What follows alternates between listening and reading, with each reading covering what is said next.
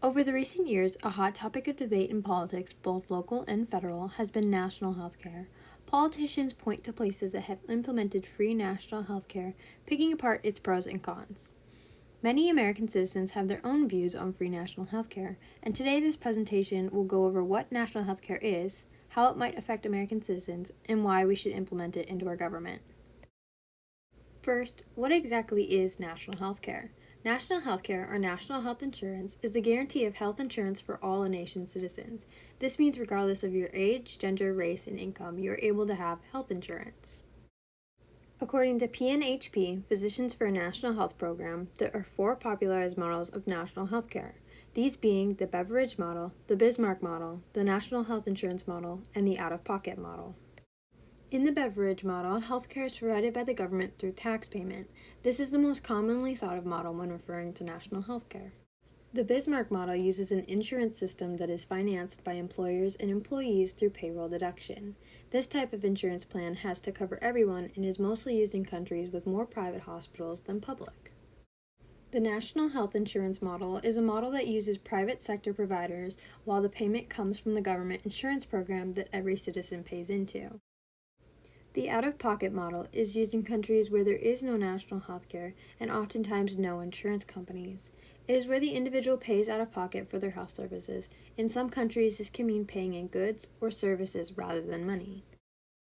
How would national health care affect American citizens? Gabriel Zeif, author of the article Universal Health Care in the United States of America, A Healthy Debate, says one proposal for universal health care that was recently pushed includes options such as a 7.5% payroll tax plus a 4% income tax on all Americans, with higher income citizens subjected to higher taxes.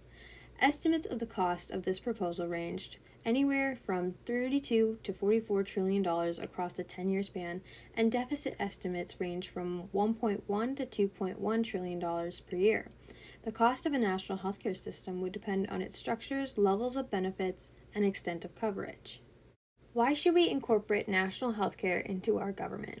There are many pros to national healthcare. Zeif highlights that a national healthcare can help address the growing chronic disease crisis, increase opportunities for preventative health measures, lower the economic cost associated with chronic disease crisis, and reduce the health disparities between different sections of the population.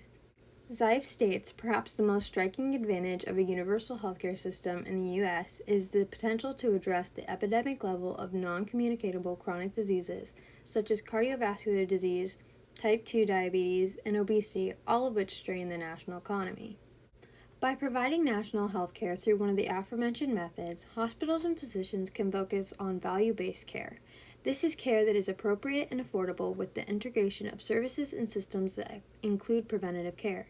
This preventative care would consider the patient's long-term health and the nation's economy.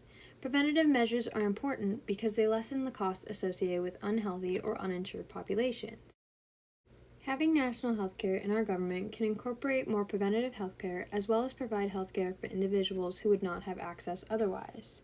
It is important to discuss both sides of a topic as it provides more accurate representation of the problems and its possible solutions.